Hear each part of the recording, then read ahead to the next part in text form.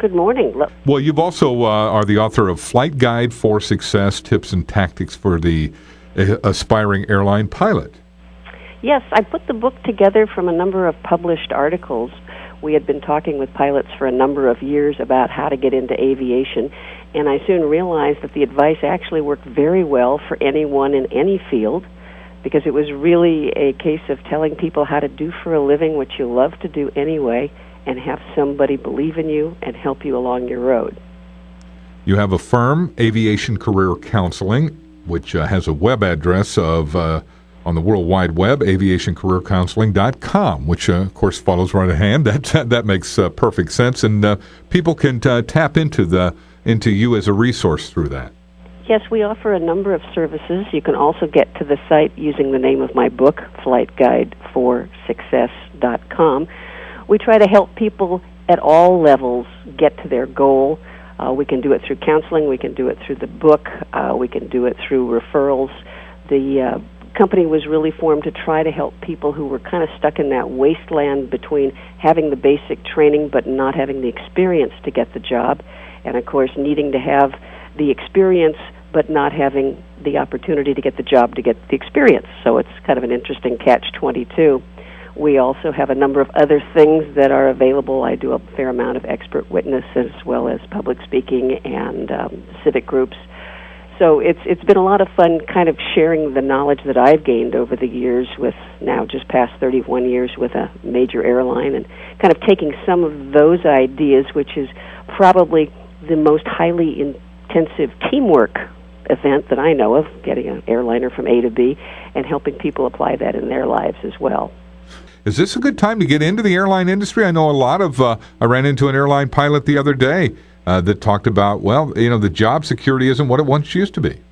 Well, the job security hasn't been what it used to be for a number of years, and people getting into aviation, for the most part, are pretty passionate about it and need to understand that the cyclical nature of it has about a 7-year cycle, and it may be shortening up. But I always tell people, get in at the downside so that you can get the experience. The tough thing is when somebody gets in right at the peak, gets all of their training, gets hired, hopes are high, and then, of course, something like the fuel crisis comes along, and all of a sudden they've got a whole bunch of people on the street looking for jobs. Pilots enjoy flying with people who've got varied experience. So as opposed to somebody who just started out 6 months ago and knows everything they've learned in school but doesn't have a whole lot of real-world experience. So this is a good time, I think, for somebody who's passionate about it to get into it, learn it, enjoy it, and that's the fun part of our business, because the route to your competence is really a lot of fun and doing things you enjoy, as opposed to a whole bunch of grunt work, and then maybe you get the good stuff at the end. So doing the training now, getting the experience, I mean, it may be that you get into it part-time at this point, do the training, stay with your old job, and move on as the industry allows. But it will be back. I think it's pretty much a given that as pilots get older, they will retire. There will be a shortage. They will find a lot of the pilots who retire early now will provide slots for the people coming along who thought, times are bad, we weren't going to have any slots.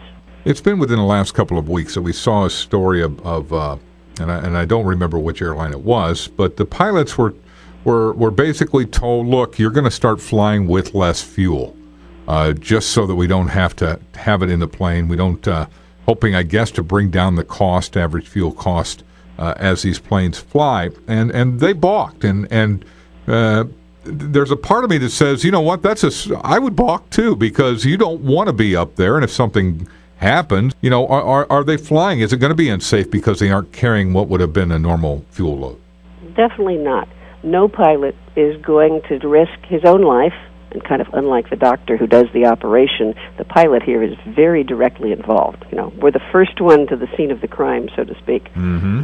But pilots want sufficient fuel. We are not leaving until we get it. I think what the airlines are really talking about is the practice in the past of tankering fuel, which sometimes was done to take inexpensive fuel on board to a place where you were going, because when you got there you knew the fuel was going to cost a lot more. That will probably cut back. And I think they're really talking about excessive extra fuel. For the most part, people think that we fill the airplane every time we go somewhere, which of course isn't true at all. We take what we need with a good safety margin, and that required by regulations to get us there. But every pilot looks real closely at their fuel. That's their biggest concern. And I know, for example, there was a time recently when I looked at the flight plan, looked at the fuel, said, no, I need more. They said, fine. But I always feel that I'm going to be very specific about why I need more. About 10 minutes later, I got to thinking, I looked at the wrong number. I made a mistake in thinking that what I needed was this much, and they had actually given me that much.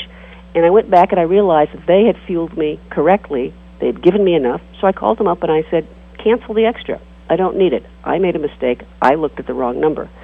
So I think a lot of it is involving the pilots in the process, as we are intimately, of making sure you have enough. When you need more, I have never been told you can't have more. Now, sometimes they may want to carry more passengers, and of course weight is a big thing in airplanes. And I can remember in years past telling them, this airplane has a certain allowable range. You can either fill it with more passengers and less fuel, or you can fill it with fewer passengers and more fuel, or we can make a fuel stop. But a lot of it is understanding your equipment and recognizing that safety is first in every pilot's mind. And I think this notion that they're going to go with less is, ridiculous. My guest has been Captain Karen Kahn, one of the first ladies who was involved in flying for the airlines, and she is still active, still working. She also has a website, a side firm that is Aviation Career Counseling, which is aviationcareercounseling.com. We certainly appreciate your expertise and your time this morning. You're so welcome, and I hope people will take a look at my book, Flight Guide for Success. I think it's got some real helpful advice, and I think they'll enjoy it. Thanks for your time. Thank you.